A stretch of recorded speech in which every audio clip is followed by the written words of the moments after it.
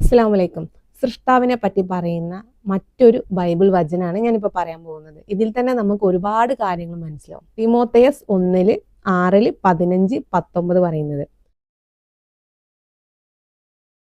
വിശദമായിട്ട് ഞാൻ പറയുന്നില്ല, എന്നാൽ അതിൽ വേണ്ടപ്പെട്ട പോയിന്റുകൾ മാത്രം എടുത്തു പറയാണ്. സൃഷ്ടാവ് അടുത്തുകൂടാത്ത പ്രകാശത്തിൽ വസിക്കുന്നവൻ, അഥവാ അടുത്തുകൂടാത്ത വെളിച്ചത്തിൽ വസിക്കുന്നവൻ എന്ന് ഇവിടെ പറയുന്നുണ്ട്. സൃഷ്ടാവിന്റെ പ്രകാശത്തിന്റെ ആ ലോകത്തേക്ക് അല്ലെങ്കിൽ സൃഷ്ടാവിന്റെ അടുത്തേക്ക് നമുക്ക് ഒരിക്കലും പോവാൻ പറ്റൂല. എന്നാൽ മുഹമ്മദ് നബി സ്വല്ലല്ലാഹു അലൈഹി വസല്ലം കണ്ടിട്ടുണ്ട്, പോയിട്ടുണ്ട്. എന്നിട്ട് ഇവിടെ തന്നെ പറയുന്നുണ്ട് മനുഷ്യർക്ക് ആർക്കും കാണാൻ പറ്റില്ല എന്ന്. സത്യമാണ്, നമ്മുടെ കണ്ണുകൾ കൊണ്ട് ഒരിക്കലും സൃഷ്ടാവിനെ നമുക്ക് കാണാൻ കഴിയൂല. നമ്മൾ മരിച്ചതിന് ശേഷം നമുക്ക് കാണാം. നമുക്ക് സകലവും ധാരാളമായി അനുഭവിക്കാൻ നൽകുന്ന ദൈവത്തിൽ,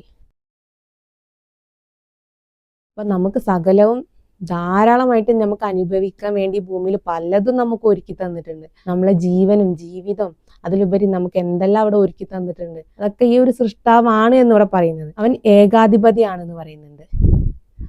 അവൻ ഏകനാണെന്ന്, അവനൊരു പങ്കുകാരും ഇല്ല. ആ ദൈവത്തിൽ ആശ വെക്കാൻ നമ്മോട് പറയുന്നുണ്ട്. എന്നിട്ട് ഇവിടെ പറയുന്നത് എന്താ?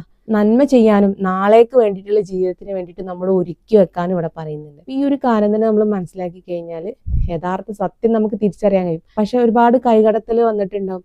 തെറ്റേതാ ശരിയേതാന്ന് മനസ്സിലാക്കാൻ കഴിയാത്ത രീതിയിൽ പലതും കൂടി ചേർന്നിട്ടുണ്ടാവും. പക്ഷെ എങ്കിലും സത്യത്തെ അള്ളാഹു എവിടെയെങ്കിലൊക്കെ സംരക്ഷിച്ച് വെക്കും എന്നുള്ളത് നമ്മൾ ഇതിൽ തന്നെ മനസ്സിലാക്കാം.